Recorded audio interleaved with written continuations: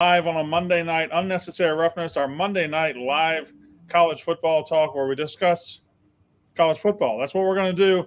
Casey's here, Jack's here. Everybody's here that's supposed to be here, unlike last time when I wasn't here. I apologize. I'll explain that after Casey tells you about the delicious drink that sponsors this show. Yes, High Noon, as we all know, is the crowd favorite. And people forget sometimes, Jack and Katie, people forget. High Noon was on board on Unnecessary Roughness earlier than almost any other podcast at Barstool. Like they were on our team like early 2020, right? Yes. High Noon's been around for a minute with Barstool and Unnecessary Roughness. So we love them. They love us. But most of all, we love their drinks. And their drinks are good, specifically as we are in tailgate season. Yeah, the new game day pack is so amazing. I had the cranberry over the weekend when we were in Lincoln. It was so hot, like I mentioned on Saturday night's podcast. So really hit. But I was laughing so hard last night at Dave tweeting about Taylor Swift not holding the High Noon because some girl in the suite wasn't. And of course, like Taylor Swift and her team are probably like, you'll never hold a brand of anything that's not paying you because she's Taylor Swift.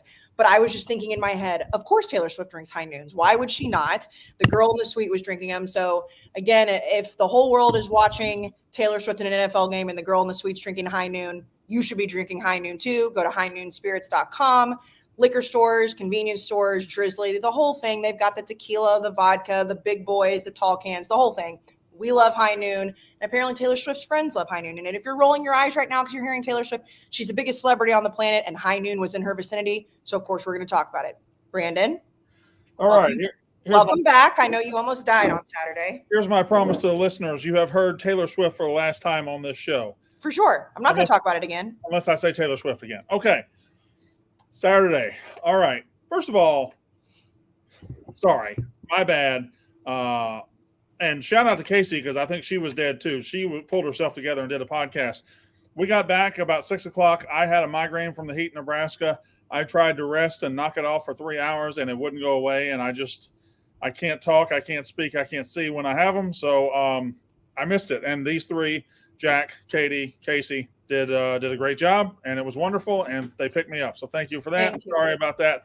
I'll try not to miss again, but I will say that I think part of the reason that I was able to not die the way you did is because I had to get on another plane to come back to New York. So I didn't have the option to shower and get in bed. Because had I had that option, I might have also been deceased as well. But I had to stay awake. So it's fine. But Brandon, I have to tell you, I knew it was going to happen with the heat. Like when we were sitting there in that stadium and I couldn't even handle being outside. I was like, oh boy, this is not going to be a good day.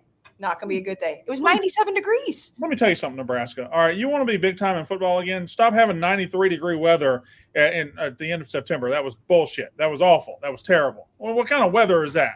It was awful. Okay. It was horrible.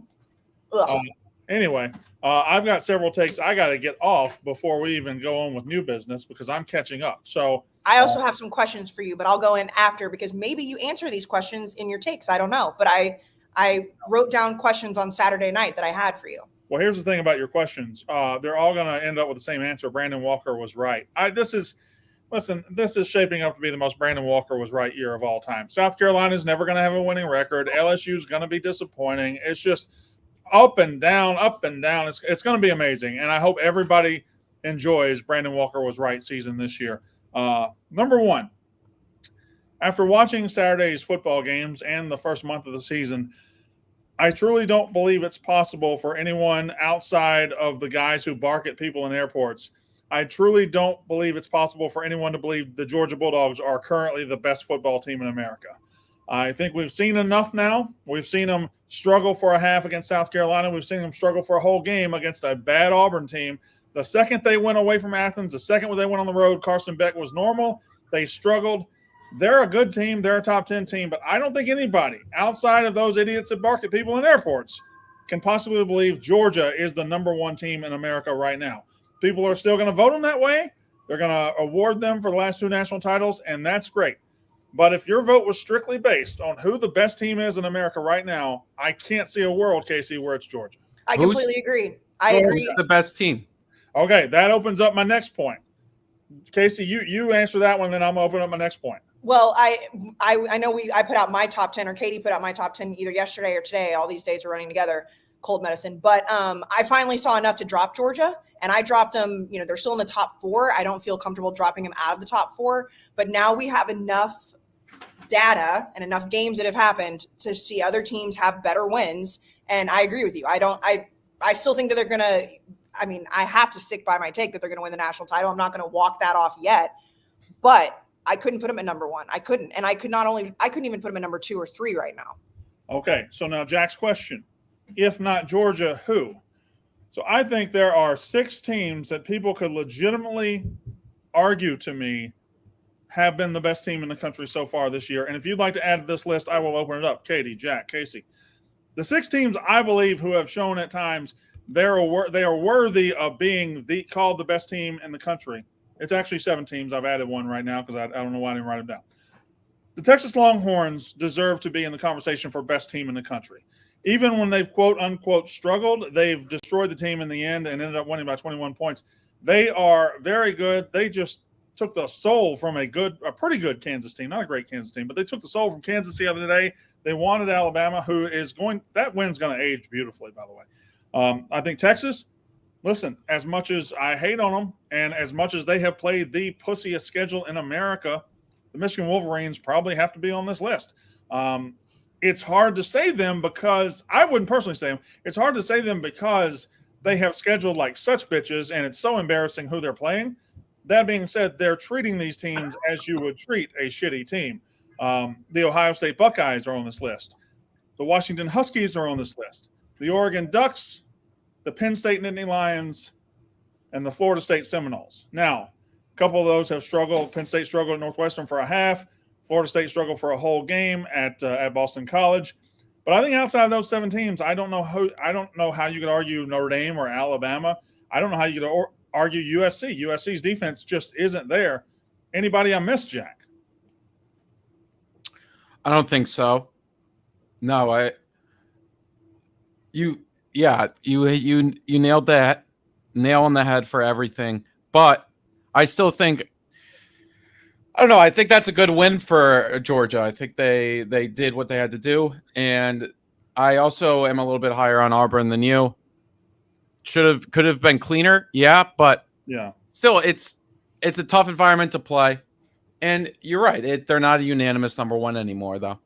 Auburn is a very tough place to play, and Jack, we talked about that on Saturday night. Like, I don't want to take that away from them. It just makes going into that game. It made no. Like there were, and again, hashtag Brandon was right. He said this on the college football show, but the way that offense at Auburn has been playing all year, and the 2 times before Georgia when they played Cal and A&M, the only 2 other Power 5 schools they played, their offense looked awful, and Georgia's defense should have been the best of all of them. So I understand it was at home, but to struggle the way that they did against that Auburn offense, I'm not saying it's world shattering, but it did make me pause, because it was like I just saw my team the week before hold them. I've seen Cal hold them to 10 points. Why is Georgia allowing them to move up and down the field? Now, obviously, Georgia won the game, but they scored 20 points in Georgia, by the way.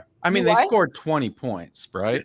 Yeah, your team probably has a better defense in Georgia this year. Your team has a great defense, but on paper, they shouldn't. Well, on paper, A&M should probably have a better defense than anybody in the country. The recruiting, but. We're also talking about, again, we will see what Tyler Van Dyke looks like, but that lost to Miami. I understand they didn't score 1 million points, but I thought Georgia would shut him out. I thought maybe they'd get a field goal at the end of the game. Yeah. That's how good I expected Georgia's defense to be against an Auburn offense that does have an offensive head coach, but he doesn't have his quarterback yet. That's no secret. Peyton Thorne is not Hugh Freeze's guy. Well, listen, he's the thing about Auburn is the only reason I thought they were going to give him a game was they were at home, and a first-year coach is looking for hope anywhere he can get it. And they usually got one good punch in them, a first-year team that's not as far along as Georgia. The problem with Georgia is they played 2 conference games, and for 1.5 of those games, they really haven't separated themselves from the other team. They had that switch against South Carolina where they turned into the best team in the country for a half. But another thing about Georgia is they don't have to look – you don't get rewarded for being the best-looking team in September. You don't. They've been suffering with injuries. They have a new quarterback. Their schedule isn't really going to test them. They're going to get the SEC championship game. All they got to do is make sure they're peaking in December. and then they can answer the questions they got to answer later. So, yes, Jack. Well, we do have another data point for them this weekend, which, I mean, Kentucky did have a phenomenal performance against Florida, which, I mean, another Billy Napier just L on the road. He doesn't seem like he's really doing great on the road. Not even seems. We know he hasn't been great on the road, but this upcoming weekend, I mean, this slate, even though this preseason, if we looked at this week, would have been like, oh, this is going to be pretty good. This slate's turning out to be a very, very interesting weekend because there's a lot of games that I think we'll learn a lot about teams. And then also there's some games that will set up the rest of the season. Obviously, Texas, Oklahoma, Texas A&M, Alabama may be bigger because Texas A&M and Alabama aren't probably going to play again in December in Jerry's World, you know? So I think, by the way, I think you're going to beat them, Casey. I do too, but I mean, you know how, well, I'm sorry, you don't know how this. Are you going to jump on the bandwagon now? Because I've been driving that thing. No. I said this on Saturday night. I said that every single year I'm still living like the way that I felt going into 2012, like 10, 11 years ago. It's like, they'll never beat Alabama. Now we don't have Johnny Manziel. I get that. But every year that we play Alabama, I do this. I'm like, it's going to happen. It's going to happen. And then last year when I was like, it's going to be a disaster, Jalen Milroe, and I understand he's much better this year than he was in that game, but he was awful. So I've done it to myself already. I was going to say, you know how this goes, but no, you don't, because you just assume you're going to get your shit kicked in by Alabama every week. Because hey, why don't you shut up? No, it's a point that you've made. Why don't you shut up? Well, am I wrong? They barely beat us by 23 the other day. By the time Saturday comes around, it's going to be hard to live inside my head, which is probably every day. I think, Texas, Oklahoma is obviously a big measuring stick game, not only for Oklahoma, but for Texas. I mean, my personal feelings are not secret. I think Texas is about to beat the dog fucking shit out of them. That's my opinion. Could be wrong. We'll see. Before we get into Oklahoma, how does Alabama beat Texas A&M? All right, so here's how they do it. They're not going to be able to run the ball on them. I mean, maybe I'll get memed for saying that. But here's how they do it. First of all, you put Max Johnson on his ass a lot, and A&M's offense with the backup quarterback, even before the backup quarterback came in, they don't exactly light the scoreboard up, right? So yeah, that's true. Alabama keeps the game in the 20s, and if there's one player that people have given up on too fast in this country, his name is Jalen Milroe. There is no law that says Jalen Milroe can't turn into a very good college football quarterback. He has taken some lumps. He's made some bad plays, but they're quietly in the lab. Tommy Rees is getting used to him. He's getting used to what he can do. I think that Jalen Milroe you see going forward through the rest of the season will be light years better than the one we've seen previously. That's how they beat A&M. Now, how does A&M beat Alabama? Well, Jalen Milroe is not very good, and their defense steamrolled them. And Max Johnson, I mean, there were points that in that Arkansas game, and Jack and I talked about this on Saturday too, that he could throw his absolute dime sometimes. So if they can keep him, on his ass, then fine. Yeah. But I mean, I'm going to end up talking myself in by Saturday that A&M is going to be in Atlanta. That's what's going to happen. That's what happens every year with me. So well, we'll see. One of us called that 3 weeks ago, but we'll see. We'll see. That's beside the point. I still have a couple of things to clean up from last week. Wide open America is here. SEC is no longer the dominant force. And I truly think there are 11 teams in this country that can win a national title. I'm not going to go through the 11, but it's the AP top 11 right now. The top 11 teams in the country, I think all of them have a chance to win a national title. And that's probably the most legitimate chance at a national title since that incredible year of 2007. It's the most wide open year we've seen in a decade and a half. Yeah, it's completely wide open, and there is no unanimous team that all of us, even just the four of us, would sit here and probably agree is number one. Who would you vote number one right now? Go ahead, Katie. Who would you vote number one? Me or Casey? Katie, go. Me. I'd probably do Georgia. All right. You said earlier I'm sorry. You said earlier there's 7 teams that could compete for national championship, and now there's 11. What's the difference? That's not what I said. That's not what I said. Earlier, I said I think there's 7 teams that you could argue are the best team in the country right now. And this 11 teams can win the national title. I don't think you can argue Alabama or Notre Dame have been the best team in the country yet, or USC, but I don't think you can rule them out of the national title race. So that's the Ooh. clarification on that. Katie, what's her name in the top right? Me, Casey, Yeah. Who would you vote number one? Texas. Jack, who would you vote number one? Yeah, Texas. I put Florida State the other day. And the more I thought about it, I think it might be.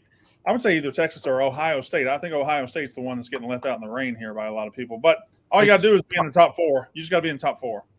It's probably Texas, Florida State, and these if these are just from a rankings, not an actual best team in the country. I still think Georgia's the best team in the country, but Texas has played the best. Florida State's probably right there. Ohio State, and then Georgia's probably fourth. That's exactly But how I I ranked. still think Georgia is the best team in the country, and I think they'd still be favored over everyone in the country at this moment. I have that exact same. Mine is Texas, Florida State, Ohio State, Georgia, and then Michigan. And I still think Michigan is going to win the Big Ten. And I had Michigan fans in my mentions after Katie put out the top 10, like, oh, you dropped them after they had their best game. No, first of all, I dropped them last week because they don't have a win on their resume better than Ohio State right now. Ohio State beating Notre Dame obviously is a better win.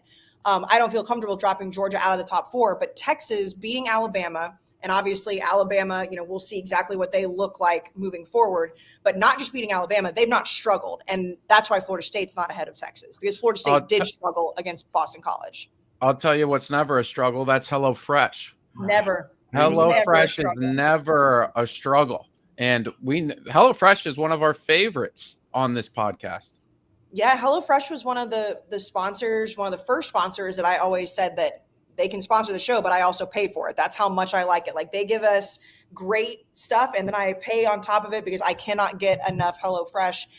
If you've listened to this podcast for years, you know how much I love it because it makes you look like a really, really good cook. It's farm to your door. Everything is so easy, and it's pre-portioned. That's the biggest thing. You don't have a bottle of random sauce you're never going to use again. It's exactly how much for every single thing you make. You get to go on and pick out of a menu. So if you're feeling like you want to eat really, really healthy that week, if you're feeling like you want to eat really hearty, if you're trying to be carb smart, if you have a ton of kids like Brandon does and you need a big time serving, HelloFresh can get that done for you, Brandon. Yeah, they're fantastic. And the ease of which you can cook it. You take it out of the box, they have a recipe card right there. You have the ingredients in one hand, the recipe card here, and most of them are 30 minutes or less. Bing, bang, boom. Even if you don't cook, even if you say, I can't cook, that's not me, HelloFresh makes it so easy that, yes, you can. That means you don't have to go wait in line in the grocery store. You don't have to go wait in line at a restaurant. You don't have to go out every night. Stay home, trust the card, eat a delicious meal, HelloFresh. It's also one of the time of season or the time of year when everybody just starts getting more family stuff's going on. Obviously, football season, you get busier and you get stuck in like a rut of what you eat all the time. And you probably roll out the same meals because you're like, well, I want to eat healthy, but I can only cook so many things. No. HelloFresh has so many different options. You're not going to get stuck in that rut, and you're going to look like a chef. And that's what you're supposed to do. And Brandon, right now, if the good people listening to this or watching this, go to HelloFresh.com/50Walker and also use the code 50Walker. They get 50% off plus free shipping. That's a lot of money. Yep, HelloFresh.com, 50Walker. Use code 50Walker, 50% off plus free shipping. That's HelloFresh. If I seem distracted, my mom's down here in the basement decorating. She's putting all my posters and stuff up.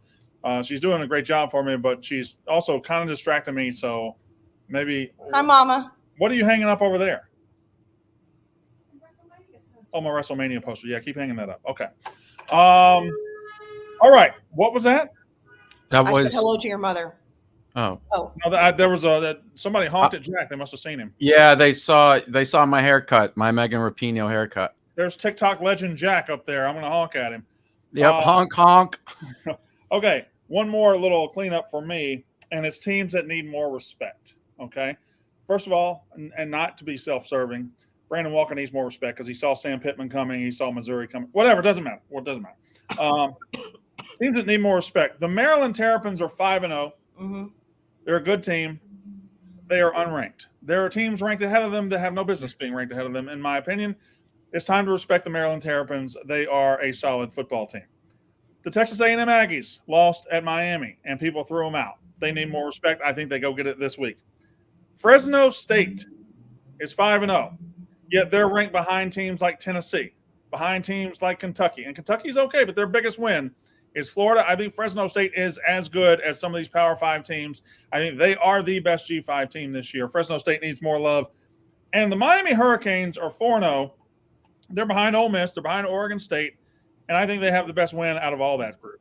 So I think the Miami Hurricanes deserve to be a little bit higher. What do you guys think about those 4 teams? I would agree with you. The Maryland one is, I mean, being 5-0 and not being ranked is crazy. Because it's look who they've beat.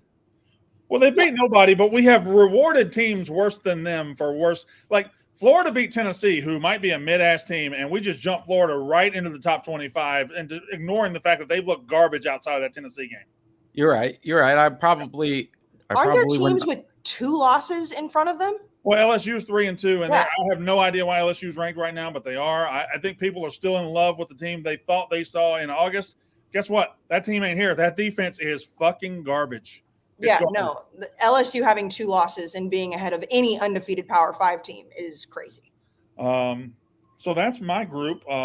Casey, you said you had questions for me. Now we will get to the chat in a minute. When we get a little bit further, we're going to turn it over to the chat, and they're going to ask a bunch of questions and say a bunch of things, and we'll let them have it. But Casey, you have questions for me. I do.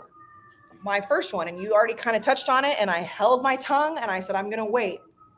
What is it going to take for you to say that Oklahoma is a good football team? Them to play a team that's not in junior college, them to actually do something, them not to go to Cincinnati and win by 14 and score 20 points, them to not be in a 3-point game against SMU in the fourth quarter and then act like they dominated them to actually play a legitimate Power 5 football team and win. And they're going to play Texas this weekend, and they're going to get the shit beat out of them. Oklahoma is the fakest team in America right now. I'm sorry. I can't help that nobody else can see it. I can't help these eyes are the best eyes in college football. That's what these eyes are telling me. And I wasn't trying to lead you any which way. The way that and I know Iowa State is bad. I know that. But to beat them by 30 points, and then you look at Dylan Gabriel's stat line. Now, I agree, they've not played great teams, but Dylan Gabriel is completing 75% of his passes. He has 1,600 yards. He has 15 touchdowns and 2 interceptions. That's a good quarterback. That's a decent quarterback playing trash opponents. But that's what that is. I think I asked you this maybe after – I think it was after the Cincinnati game, maybe after SMU. I don't know. It's like, I feel like there's got to be you can't say that they're a garbage team if they're beating teams in their conference by 30 points. I don't think I said they were garbage. I don't think they belong. They're number 12 right now. I think that's ridiculous. I think people are just forgetting what they saw last year. Can they improve this year? Yeah, they have improved. They're a better football team. And with a legitimate schedule, they're probably a good, solid 8-4 team. With the schedule they play, they're going to go 10-2, and they're going to fool people into thinking they're good. When they get on the field with Texas, the difference in athletes, the difference in coaching, it's going to be severe, and I think Texas is just a much better football team. Okay, my follow-up with that. Could be wrong. I've been wrong before. No. Not this year, but I could be. I mean, I'm not necessarily trying to argue that. I do think they're a good football team. I think Texas still wins, but I think it's going to be much closer than especially it was last year, but that was a disaster. So moving forward, you say Texas is going to kill them. What would make you gain respect for Oklahoma outside of them obviously beating Texas? I mean, beating Texas, they've right. I'm saying in this game though, in the Red River shootout, they stay within a touchdown. I think you got to tip your hat to them. I mean, Texas went to Alabama, won by 10. If Oklahoma can go this neutral site and stay within a touchdown, make it competitive, I have to come around on Oklahoma. But if they come out, they lose 38-17. I just feel like, it's more of the same. Okay. And then we talked a lot about the Pac-12 and about USC's defense. What percentage chance do you have USC winning the Pac-12 this year now after watching what happened last week? The thing about the Pac-12 is carnage and chaos is coming very, very soon, okay? And everybody looks great right now. Everybody's shiny, but they're about to start playing, and Oregon and Washington are going to play, and Washington and USC are going to play, and everybody's going to commingle, and you're going to start seeing teams fall and doing this. If I got the best quarterback in the country, I got the best offense in the country, and I'm playing a conference who really isn't that keen on defense, right? Like, there's some decent defenses out there. Oregon certainly played pretty good defense so far, but they did give up 30 when they went to Texas Tech. It's not a conference. This doesn't have the Georgia 2021 defense. It doesn't have Michigan's defense in it. It doesn't have Penn State's defense in it. If I have the best quarterback and the best offense, I feel good about my chances in the Pac-12. So I would put USC's chances probably – I like Washington to be like 40%, USC 40%, and Oregon 30%. That's my math. Yeah. USC is higher in your 40 and 30. Then I would add 15% for Washington State and 10% for Oregon State. Yeah. So Brandon I'm math. about 130%. Brandon math. I would love for it to be 40% for USC because, as we know, I am a USC person. This is one of those weird things that I've been on. Everybody, Casey. You can't have everybody. I don't have everybody. I think I have a much lower to win the Pac-12 because of how bad that defense is. You're kind of sneaking, but you're sneaking Oklahoma back into your picture, and I don't think I don't notice it. Don't think I don't notice you putting Oklahoma in your pocket, being like, "Well, I'm going to use this if I need to." It's like your pepper. You got Oklahoma pepper spray in your pocket. Shut up. You shut up, Mama. Hell yeah. Why are you telling me to shut up? You tell him. I told her we're doing a show. Just relax. Did she tell you not to talk to me like that? She said, "Shut up! Don't talk to her like that." I appreciate that. Thank you, Mama. I'm not saying that I'm going to use Oklahoma. I think that you are so down on them that I don't think they're going to beat Texas. I think that Texas is going to win the Big 12. Are you denying putting Oklahoma in your pocket? How am I putting them in my pocket by saying they look better than they did last year and they're winning games the way they should win games? All right, they're fake winning these games like that. However, USC, I mean, and maybe my brain is rattled because they were playing Colorado, and we all know how I feel about Colorado. That defense looks so bad, and it's always looked bad. And the fact that they have the best player in college football as their quarterback, and he put up 6 touchdowns, and that game was still a 7-point game, is insanity. And it was a 7-point game, but was it a 7-point game?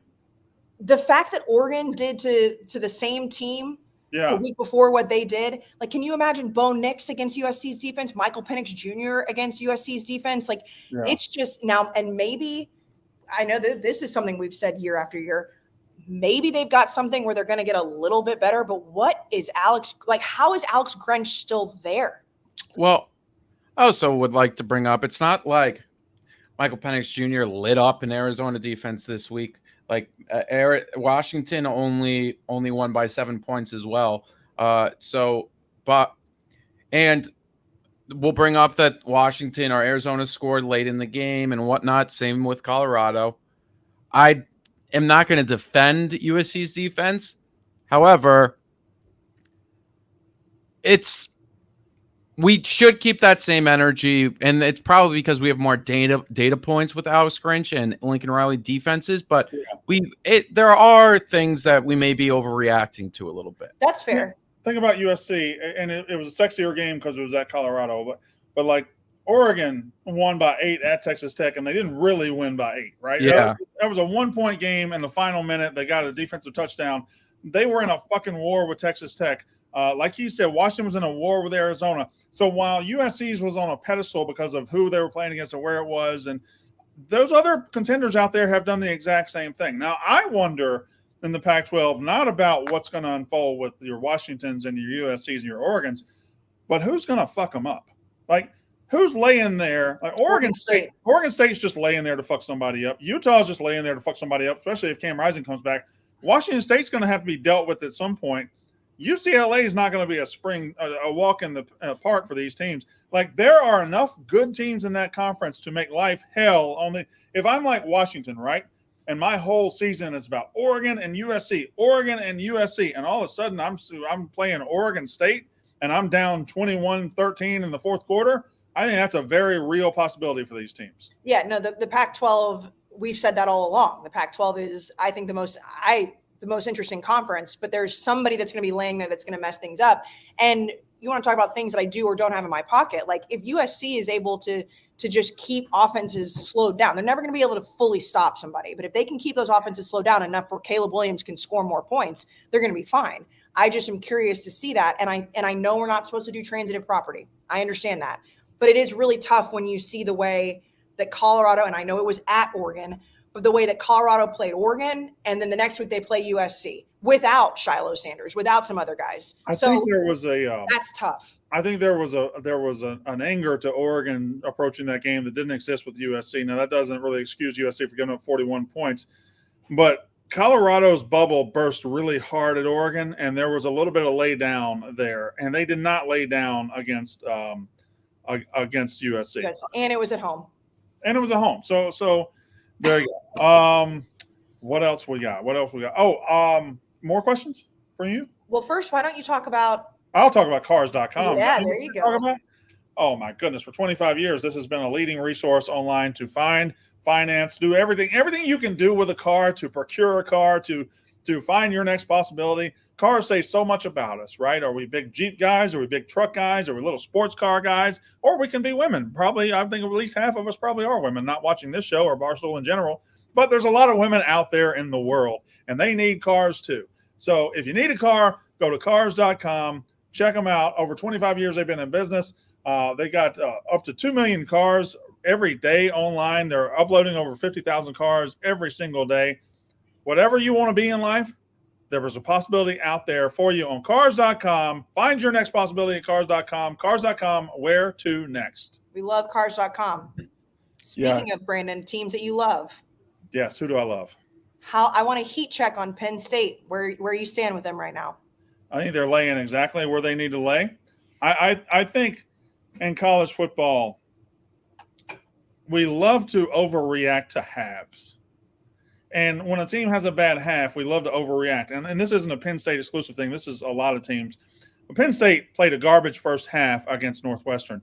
Beat the fuck out of them in the second half. It wasn't close. Michigan's had a couple of those this year. I'm trying to think. Georgia had one. But we love to take a half and pretend like it was a game, right? Oh, well, they look terrible against Northwestern. For a little bit. Yeah, for a little bit. That happens in sports. That happens all the time. What happens over 4 quarters is depth kicks in, better talent kicks in, better coaching kicks in, and you separate. If at the end of the 4 quarters you haven't separated, okay, maybe you have an issue. But Penn State, I think, is right where they need to be, and I think the Big Ten is exactly what we thought it was going to be in the beginning. It's a 3-team race between Michigan, Ohio State, and Penn State. Michigan has a two-game schedule. Ohio State and Penn State have a 3-game schedule. And there you go. I just think I think Penn State's right where I thought they would be. Okay. Those were the questions that I had for you. I'm with you. Wait, were you impressed by J.J. McCarthy on Saturday, or did that not There matter? you go. I knew there was one I was missing, Jack. He's playing solid football. He's playing solid football against some bad opponents. Nebraska's probably the best team they played so far. He was top fine. 50, where would you say he's within quarterbacks in the country? Again, I think he's around 15 or 16. I think he's a top 15 quarterback in the country. And I don't think okay, so that's an up. You've upgraded. No. That's the thing, Jack. That's what I have always said. No, I thought you said he was like in the 16 to 25 range, barely top 25. I said he is a solid quarterback, around the top 15 in the country. What he isn't is what people pretended in the offseason when he was top 10, top 5, when Michigan fans want to put him in the top 5. He's a very solid quarterback who's not going to get you beat. But he's not Caleb Williams. He's not Michael Penix Jr. He's not one of these top-level guys. He's going to go out there. He's going to protect the football, but he's not going to go – like against TCU, they needed him to go win the game. What happened? He threw 2 pick-sixes, and they blew a game they should have won by 30 points.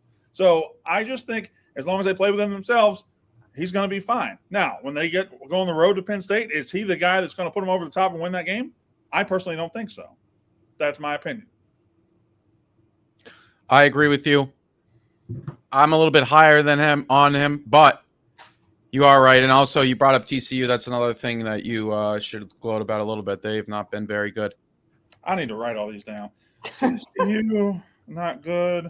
Arkansas, Sam Pittman, fat piece of trash. Oh, Brandon, we talked about piece of trash. We talked about this on Saturday night. Did you see the clip that I know we posted it, of the Arkansas fan on Snapchat of all things, which was weird, talking about the old guy firing Sam Pittman, and it was like if he goes to the lake or something. It was just me picturing you like in that man's brain. Trust me. He said he's going to like sink his boat or something, or fire his boat. Trust me, if that boat can hold up Sam Pittman, you ain't sinking it. Okay? You saw what he did last week too. He said, "Hey, we have the best mental health program in the SEC. We're really thinking about our players' mental health. So mental health is very important." He's playing the mental health card already. That's smart. He's on the hot seat. He's got to play every card he can. Every seat he's ever sat in has been a hot seat. That's disgusting. He said that they have the best mental health. Like, how do you gauge that? Maybe he didn't say best, but he did have this quote that, of course, every meme page or like ESPN page posted it like, oh my God, this Sam Pittman. Everyone needs to be like Sam Pittman.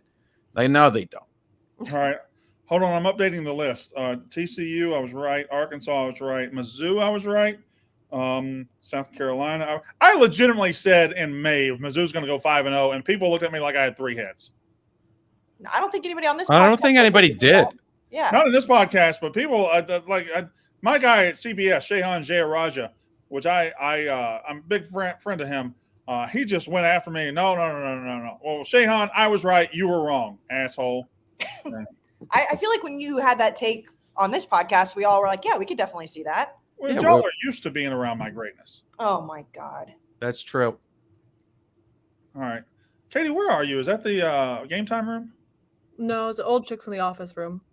It's sneaky one of the best rooms at the office. It looks like a pleasant room. Jack is in pod 1. 2. Damn it. I don't miss those hot ass rooms. Can I tell y'all that? No. Yeah. What is, not to bog everybody down with Barstool stuff, but what's this whole thing about the mural? Why are people freaking out about the new mural? No one's freaking out about it. Okay. It's just a mural. I mean, if your ego is so fragile that you're not on it, it's like people are barely on it. Is Brandon on it? Listen, people got to calm their fucking ego down. It's just a mural. I'm going to need a picture of that immediately. I need to know. Jack, I need to know. I feel like not that many people are on it outside of like Dave and then KFC and Big Cat. And then somehow Mincy made it, but I don't know how. I just saw a clip of, I think it was Frank and Nate. You want me to go out there right now and check if you're on it? I can. It will take me a minute. In fact, if Mincy's on it, I don't want to be on it. Oh, that's fair. That's fair. But also, it's like I want to be on it worse than anything. Yes, I'm going to need somebody to go check it. I'll go check it. Continue on, but I'll be back in a minute. All right. Where's it at? What? Where's it at? I don't even know. I just It's saw. It's on the hallway between the radio and the pod studios. Oh, where Brandon's shove was? That's gone? Yeah, it's across from it. They got rid of my shove picture? Sad. See, you do legendary things and they don't care. They don't care about I mean, it's not that big of a deal, but I will fucking quit. If you're not on the mural? I've tried to quit before. Why would I quit now? You have tried to quit, but I feel like it from the pictures that I've seen, it looks like it's like a bunch of newspaper articles of like Dave's accomplishments. Yeah. But then Mincy was there, which was very weird. It's the same vibe of like the game time room that has the newspaper little clips. It's just the entire wall. All right. I just clicked over to the chat just for a second because I mean, hand up, I cannot multitask with this. I don't know what's going on here. I just saw somebody said if they were 30 years younger, they'd take Katie for an espresso. Sounds like a very nice gentlemanly thing to do, Katie. Oh, I could tell by the way he shut the door. Are you going to go for that espresso, Katie? No, that's probably the nicest thing said in the chat today. Yeah, you're on it. Okay. You're barely on it. It's the shove. It's like there's White Sox Dave is on it for his chewing gum incident. Yeah. Pirate Simon is on it. It's not really like look at these great moments. Yeah. It's like it's Mincy. It's a screenshot of Mincy from his infamous stream. It's like, yeah. Well, anytime you can get somebody saying a slur on memorialized on your wall, you got to do it, right? Jesus. Okay, here we go. Y'all ready? No, Ready. I'm actually not ready, but I'll tell you what I am ready for. What is that? Is a nice row back on my back, The or on best- just my front, or everywhere. The best hoodies, the best joggers, the best polos, the best quarter zips. Casey, Brandon, fall is here, right? it is. Not Nebraska, apparently. I think rowback dominates every time of year with their polos and everything. But there's something about wearing a rowback hoodie in the fall that hits perfectly. They're light. They're also heavy at the same time. They're really light. You don't notice them. I don't like thick hoodies. I don't like hoodies that I'm all doing this and I'm feeling the hood. I don't like that. Rowback hoodies don't feel like hoodies at all. They feel like just nice, comfortable like your oldest favorite T-shirt. That's what their hoodies feel like, but they're warm. Best hoodies in the world. Yeah, I mean, I love them for every season, but I have to say this is maybe something that like is a weird thing that was so great about them. But when we were at the show this weekend in Lincoln, as we've mentioned a million times. It was disgustingly hot. And, they send us the rowback that we're going to wear every week. And they sent me like one of the hoodies. And I was like, oh my God, it's a black hoodie and it's 95 degrees. I'm going to melt. And it's so lightweight that I didn't like sweat through it. Like here, I was thinking I was gonna be like, I'm gonna be miserable. I'm wearing a hoodie in 90-degree weather. It's so lightweight that you can wear it. It keeps you warm when it's cold, but also when it's that hot. I wouldn't recommend wearing a hoodie in 95-degree weather. But if you're going to, rowback is that versatile. Like I was like, this is fine. Like just roll up the sleeves and I'm good to go. Go to rowback.com, use code ROUGH. That's for this show, ROUGH. Use code ROUGH for 20% off your first purchase. Again, best quarter zips, best hoodies, best polos, best joggers in the game. Rowback.com, use code ROUGH, 20% off your first purchase. All right, Katie? Also, if there's any girls out there listening, the joggers make that ass pop. Facts. I don't know if I can agree or disagree with that. I think I'll just move on and let that hang in the air. Anyway, Katie? 4-0 North Carolina, do you believe yet? I'm good. Like again, they haven't beaten literally. Look at what happened to Pittsburgh. They're good. The answer is no, Brandon. What do you like? Define believe. What do you mean believe? They're not going to national championship. No. Do you think they can win the ACC?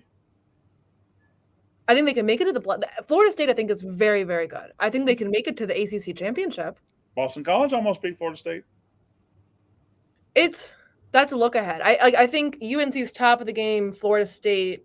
Like sleepwalk, yes, but I think the ACC is not a sleepwalk. Like I believe it's a good team. I just don't believe we're going to be a natty contender. All right, Jack. I think we can start pulling in the chat unless anybody has any more questions for me. All right, chat. Come on, chat. Bring the questions in. We love you here. Like the stream. Like Brandon. Go ahead. Last question, and I know, are you Ole Miss? Should we celebrate? Should we Jackson Dart? Should we say great game, or is this more LSU just being because it? I think you can go. I think you can go both ways. First of all, it's Lane Kiffin's biggest win at Ole Miss. I don't think there's any doubt about that.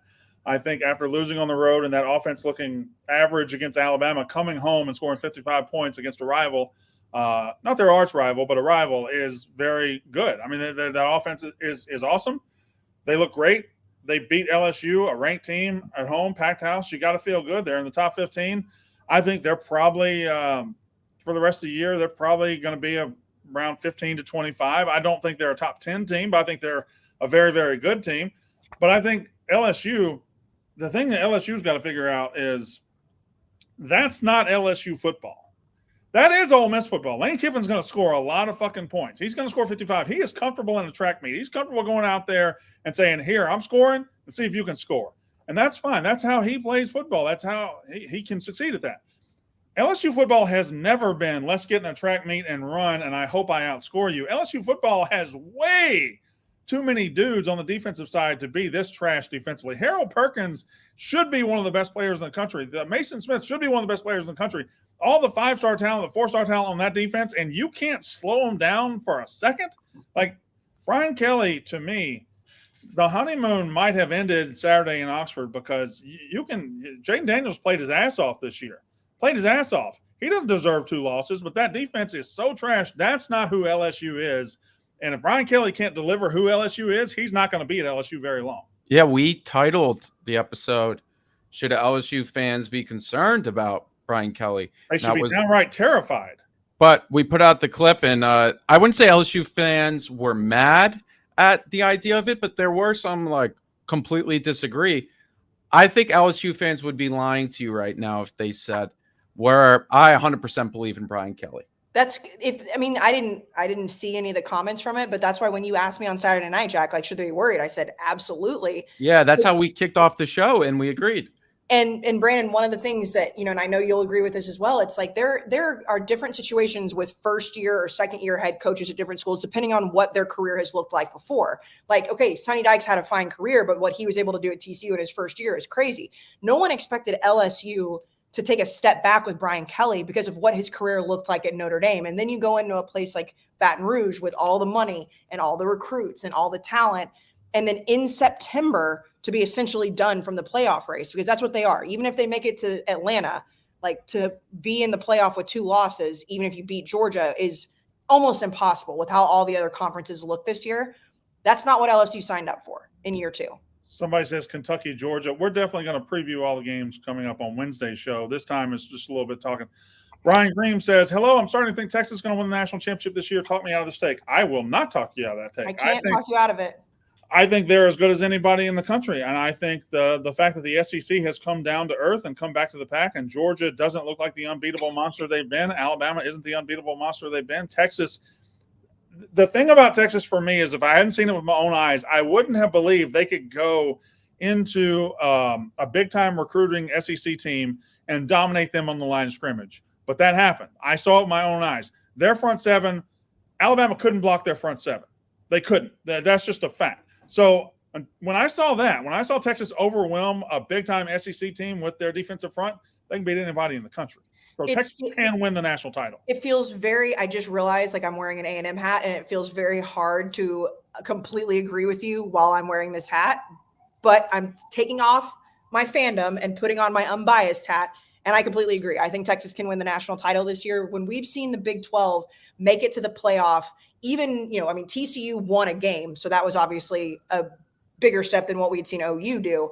But every time the Big 12 made it to the playoff, it was like they cannot compete in the trenches. They cannot do it. Jack, grab that comment by Brian Hall. I wish people would stop hyping up Texas. I want us to stay hungry and something like that. It might have floated up a little bit. I'll get it in a second. I want to respond to you, Casey. But Brian Hall also. Yeah, he's commenting too much. It might have floated away in the ether. Oh, I wish people stop. I wanted to stay under the kid. Okay, 1 second, Brandon. One second. I will say quickly to Casey, I do think they finally, and this is what their journalists have said and media behind Texas, who, I mean, obviously you can say, oh, they are going to hype Texas up because it helps them. But they said this is the first year they've really felt serious guys in the trenches forever. And that's why that's the only thing I would push back on you. But it is a good point. It is a good point. That's what I was going to Brandon cut my point off. My point was to continue was that we've now seen that Texas doesn't have that problem. Oh, perfect. Yeah, we agree. Yeah, so we agree. So when we've seen OU make it, I didn't cut your problem off. I don't interrupt you. Shut the fuck up. When OU made it to the college football playoff in the past, it was like they could have an incredible season, and then it was very clear they couldn't compete in the trenches. And then TCU beat Michigan, but then they go and look. I mean, the talent difference in the Georgia defensive and offensive line in TCU was, very glaring. This Texas team actually has it because we watched it happen in Tuscaloosa. That's the difference for me. So it's not like, a Big 12 team, that's cute, they're going to make it to the national stage and get killed. Well, they've already beat Alabama in that game, in the game that they could potentially get beaten by in the college football playoff. Now, do I think that's a shoo-in that they're going to win?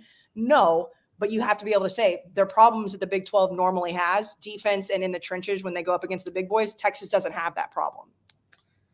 All right. This Brian Hall says, I wish people would stop hyping up Texas. I want us to stay hungry and the kids to be level-headed. First of all, you're not on the team, okay? Secondly, this is one of the fantastical lies that college football fans say on Twitter to seem cool or to seem level-headed or seem unbiased. I wish people would stop hyping us up. No, the fuck you don't.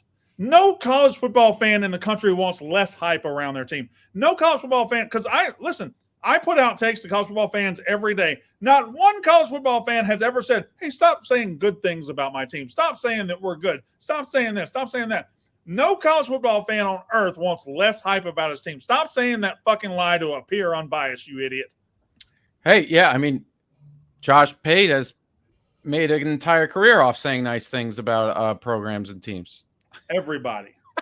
Good guy, Pate. Good guy. No. Did you see what happened with Josh Pate this weekend where he said that Georgia brought their own bathrooms, but I guess Auburn puts them out. But I will say, if there's something about when I saw that story, I believed it right away. Like that's something 100%. that Georgia or Alabama or these big time programs would do. Now, Brandon, we have a specific comment for you. I will say, I completely believed you. I did not think you were ducking us, but obviously, not being here on the night of Alabama, Mississippi State, it seemed as if you were not. You were ducking the pod because of yet again another loss.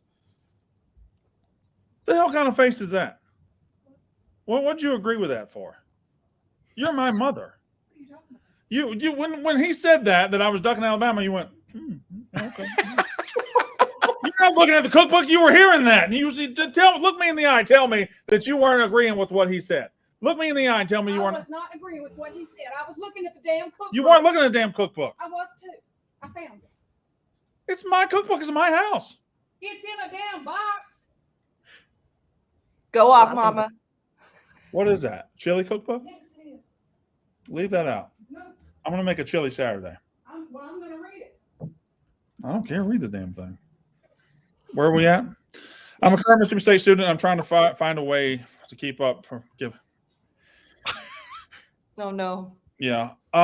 It's bad, guys. It's bad. We're bad. We're not good. I think we might go 0-8 in the SEC. Our only hope, I think we could beat Kentucky at home. I think they're a little fake right now, but yeah, it's not good. Kentucky fans ain't gonna like that one. I don't give a fuck what those hillbillies think. All right, that's fair. That's fair. I've told the truth about that team for years. When are you playing Arkansas? We play them on the road. That's the problem. Yeah. All right. Everybody we can beat. Auburn, Arkansas, we play on the road. Now, could we beat Ole Miss? Yeah. Could we beat Kentucky? Yeah. We're not all that bad. We're not like Vanderbilt bad, but we're like just a shade worse than everybody else. Arkansas fan here. Just want to say I enjoy the podcast. Y'all do a great job. Would love to see y'all come to Fayetteville sometime. Thank you, Zach Markey, for that. Nicest. Really nice. That's the nicest Arkansas fan in America. I can't believe it. Best spelling, anyway. Speaking of spelling, Brandon. Oh, speaking of spelling. Brandon. We have a new sponsor. We have Grammarly. Yes. I am now officially using Grammarly because I am the world's worst speller. And hand up, it is terrible. And back when I was in college, the amount of times that I would have to have somebody go over my papers, not just because I needed help with like the ideas and the topics, just to make sure that my own spell check was correctly spelling, was crazy. I wish I had Grammarly in college because now I can connect it to all my apps. So that's the first thing I did when I signed up, and they have a million different things you can do. And like, they can help you brainstorm ideas, and it uses AI. Everything's using AI right now. Grammarly has been doing it for 10 years, but they have a thing that I can add to my phone and to my laptop that spell checks and grammar checks my tweets, my Instagram. And it is phenomenal because I have put out some fire tweets in the past with spell check errors, with like words missing. And I look at it and I'm like, why did I not double check that? Why could I have not let somebody double check that? Because now I look like an idiot, but not with Grammarly. Grammarly helps me out. I don't look as dumb as I am. You'll be amazed at what you can do with Grammarly. Casey just laid it out for us. Go to Grammarly.com/podcast to download for free today. That's GRAMMARLY.com/podcast. And I want to say, I've had Grammarly forever. And I don't know if I would have gotten through college without Grammarly. It has helped me forever. And the fact that they're here is also awesome. Shout out Grammarly. Shout out to them sponsoring the pod, helping us out, and also them helping out the Roughnecks. We should make every single blogger on barstoolsports.com use it, because Barstool Sports blogs usually are very riddled with spelling errors and grammar problems. Not with Grammarly. And also, by the way, they can help you like put your presentations and outlines together. So it's not just checking like little things. You can like throw up ideas and it helps you like with an entire outline. Go check out Grammarly.com/podcast. All right. Ricky Riley says, look who Louisville beat. Nobody's. Indiana only by 7. Maryland should be ranked. And how about them versus OSU? Well, first of all, you're not going to beat Ohio State. I would agree. I would probably rank Maryland instead of Louisville. I think Louisville, they beat NC State 13-10. They beat Indiana by 7. They struggled against Georgia Tech. Like, Louisville is going to have a sparkling record and be an average as hell football team. They're just surviving these close games against bad teams. Not unlike TCU last year, although TCU was beating higher quality teams than Louisville has had to play so far this year. Brandon, would you be okay with Mike Elko as Mississippi State's coach? I would do unspeakable things for Mike Elko. Credit to me that I haven't broken the Dan Mullen glass, but it is an option. It is an option. You haven't broken it completely? Well, all I'm saying is Dan Mullen is up. He's like a fire extinguisher right now, and I'm going to break glass in case of emergency, and I might break it. Hold on a minute, Blake Davis. I didn't say I can't read. or right. I I can't might spell. have commented that from a burner in here. I mean, it's Texas fan. Like he's trying to like get under your skin. I mean, well, obviously he can't hear because did they teach you not to hear at the University of Texas? Like I didn't say I can't read or write. And by the way, A&M is your boss probably, by the way. Texas beats OU by 30 plus this weekend. OU is a program that hasn't been exposed to the casual fans yet, but it's coming. And then the dumbest thing I've ever said or he's ever said. Not the dumbest thing. I mean, Brandon, I don't know how you feel about when Ole Miss fans do it with Mississippi State, and I don't know what the credentials are to get into either one of those schools, so I'm not going to pretend.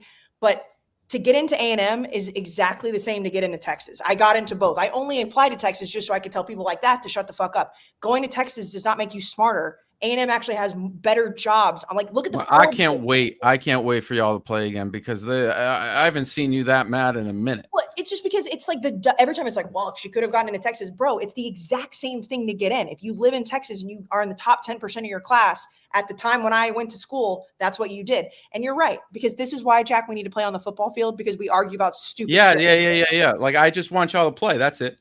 I literally just said, I think Texas can win the national title. And we've got some asshole being like, she can't read or write. Who said I can't read or write? I said I can't fucking spell. Yeah, if you and Mississippi State and Ole Miss, if you can fill out the application, you can get in. So that was my problem. I couldn't fill out the application. No, this is a fantastic school, by the way. Fantastic. But let's not act like it's fucking Harvard. All right. Can everybody relax for a second, Casey? Just relax. Nobody said you couldn't read or write. Some guy paid to say that. Okay. He gave you money for it. Gave who money? Somebody gets this money somewhere. Who does No, I know. Actually, I appreciate that. But Jack is 100% right. We need to play on the field and it needs to happen fast because this is just too much for me to handle. I'm also on a lot of cold medicine right now, so I'm loopy. All right. Let's see. What else? Give us another comment there, Jack. I haven't seen a good one in a while. Chat, get to going. Give us some good ones. Luther Burden, top 3 wide receiver in the country. He's very good. Top 3 would be a little tough. I'm trying to think who's separated themselves. Yeah, no, he's very good. He'd be on my short list if I'm putting together top 3 receivers. The thing about receivers. I don't know how to say this without Ohio State fans freaking out. Has Marvin Harrison played up to his billing? I know he's had a couple nagging injuries in games, and maybe he's waiting to really explode against a bad team. He had one game where he went off, but it's not. I don't think he has played like the number 1 receiver in the country that we know he is yet. How about that? That's fair. I don't think that's an unfair take at all. Ohio State fans might not. Is Jackson Dart better than your last take of being an average quarterback now? Give you $1,000 if you can say where I said he was an average quarterback. I said we can't rule out that Jalen Milroe is as good as him. Isn't that what I said? Yeah, there's semantics to that, but we don't need to revisit it. How badly do you guys want to see Michigan lose on a scale of 1 to 10? 28, 29. I don't want them to lose. I want them to win. So I don't know. That was a question for Brandon. Brock Bowers hasn't winning the national title. Brock Bowers, best pound for pound player in America. I mean, he's up there. I can't give it to him yet. I mean, he had a huge game the other day. That was his first gigantic game this year too. He's very good. He's far and away the best tight end ever. Far and away the best tight end this year, and might be in the running for best tight end ever in college football. But I mean, Caleb Williams does exist, and there are other great players in the country that I would have to weigh before I said he was the best. Scala Winder says Bobby Petrino to Mississippi State. No, I'm going to pass. Hard pass. Would you rather keep Zach Arnett than Bobby Petrino? I'd rather Zach Arnett win some games and earn the right to be our coach. Yes. Okay. OU is winning the Natty, says a very dumb person named Braden.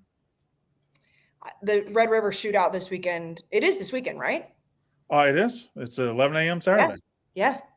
It's October already. Holy shit. Hold on. Smitty version 2.0. Is Washington the best team no one's really talking about? We're all talking about it. All right. I feel like plenty of people are talking about Washington. We all on this podcast have been. They're a top 10 team. I think Washington's getting plenty of flowers. Am I crazy, Jack? You are not. Sorry, Casey just died, but Washington is being talked. They're the underrated team that's not underrated anymore. It's like Right. everyone knows that. This is Bowers is a better tight end than Williams is quarterback. That doesn't matter. Bowers would have to be 100 times better at tight end than Caleb Williams is at quarterback for that to matter, because quarterback is by far the most important position on the field. Not only the most important position on the field, but I feel like it's, if you've got the physical gifts to be a great quarterback and the physical gifts to be a great tight end, it is easier to be a great tight end than be a quarterback with all the pressure on you, with everything going on. No, I wouldn't even say that. Like, Georgia fans want to just argue and yell, Bowers the best player ever. Very good player. Caleb Williams is almost a generational quarterback. This motherfucker is incredible. So Yes. it's not disrespect to Brock Bowers to say Caleb Williams belongs in the same breath. Idiots. Is West Virginia a contender for top 3 in the Big 12? No, but they're not far off. I think you have to say Texas, Oklahoma, and Kansas State are the top 3 in the Big 12. And I don't know that West Virginia is better than any of those, but I think West Virginia is going to win 8 or 9 games, and Neil Brown's doing a good job this year. I think I'm dying. Is Brock Osweiler the most QB name of all time? We'll hang up and listen. No, Gunnar Kiel. Gunnar Kiel was the most quarterback name of all time. And this quarterback next year coming to Ohio State, Air Noland, that's just that guy's. I already love him. Yeah. I'm about to show you one which is going to make me, as an Oklahoma defender so far this year, so mad, and it's going to make you mad. This is Revenge. They haven't revenged a loss. If I'm pretty sure they haven't. Also, revenge from what? Sucking? Like, who are you avenging? He's right. You haven't beaten anybody this year that beat you last year, have you? You didn't play Cincinnati. Does he mean starting this Saturday? I don't know. Oklahoma fans don't get enough credit for how incredibly stupid their own line. No, I think if there's a podcast leading that brigade, that's us. We've been on Oklahoma for a while. That's fine, but their fan base is something online. Why is LSU ranked 23rd? Because they play in the SEC and they were ranked top 5. They were overrated to begin the year, therefore they're overrated now. Yeah, they should not be ranked. What else we got? Anything else? Casey is a bigger square than Rico. I don't know who said that. Justin. I don't know what it means. Tom Brady is the best QB name. No. Kentucky beats Georgia this weekend. Here we go with Kentucky fans. I think this is what we saw out of Georgia last week on the road, and what we saw out of Kentucky suggests Kentucky can beat Georgia. However, when they get between those hedges, I think Georgia's going to win this game by 3 touchdowns. You can't go week to week and say, well, they were bad against Auburn and they were good against Florida. Now they meet, and Kentucky's got to answer some questions I don't think they have the answer to. Can somebody turn that down? Why did that turn up all of a sudden? Okay, take the big knob in the middle and just turn it to the left. Somebody just said in the chat, called Mississippi State Mississippi State. It's not funny. I think that's funny at all. All right, if y'all are this is a decent point. They haven't been great in first halves. We got to get that guy some Grammarly. Oh yeah, Mississippi State. No, Georgia. Oh, Georgia, yeah. He needs Grammarly. Yeah. See, Georgia has a first half problem. See that? Georgia? Nothing? No, I see it. I'm sorry. I'm just looking at the chat for other questions. Okay, I'm sorry. I saw a good one. Best undefeated team between UNC, Louisville, and somebody else, and I lost it. All right. Saw you in Lincoln. Casey, you look great. Brandon, you look like death. Heisman favorite outside the top 3. I mean, who's the top 3? Answer that. Caleb. Shedeur. No, I don't think he's Quinn Ewers. Shedeur Sanders. Can we just go ahead and clear that up? I don't think Shedeur Sanders is in the top 3 right now. I'd say Quinn Ewers, Caleb, and Penix are the top 3. Bo Nix. Shedeur played great over the weekend, Brandon. Yeah, Shedeur is up there. He's not, though. He's right. He's not. He's not top 3 Heisman candidate. He's right. He's right. All right. It's Caleb, Penix, Bo Nix.